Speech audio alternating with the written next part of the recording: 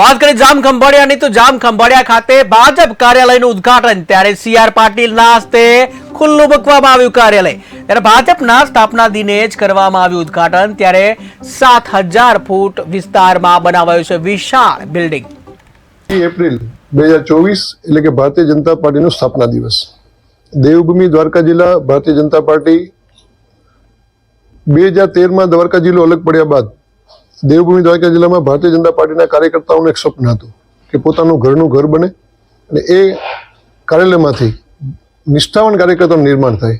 અગાઉના પૂર્વ પ્રમુખો મેઘજીભાઈ કણઝારિયા, કાળુભાઈ ચાવડા, પૂર્વ પ્રમુખ શ્રી મારા રાજકીય માર્ગદર્શક શ્રી ખીમભાઈ જોગલ સાહેબ, આ બધાનું પણ પ્રમુખ તરીકે ક્યાંક ને ક્યાંક યોગદાન રહ્યું છે। ત્યારે 6 એપ્રિલ 2022 એ દિવસે આ જ જગ્યામાં આ ભવ્ય બિલ્ડિંગનું ભૂમિપૂજનનું આયોજન કરવામાં આવ્યું હતું।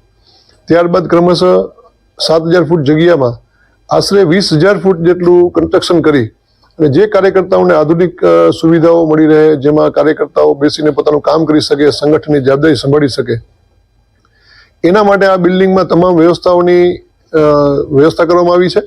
અને આજે એટલે કે 6 એપ્રિલ સ્થાપના દિવસે જ ગુજરાત પ્રદેશના અધ્યક્ષ શ્રી CR પાટીલ સાહેબ દ્વારા અમને સમય આપવામાં આવ્યો હતો અને જોગાનું જો સહયોગ એવો થયો દ્વારકાધીશ ભગવાનની કૃપાથી કે આજે જ એનું લોકાર્પણ પણ કરવામાં આવ્યું છે।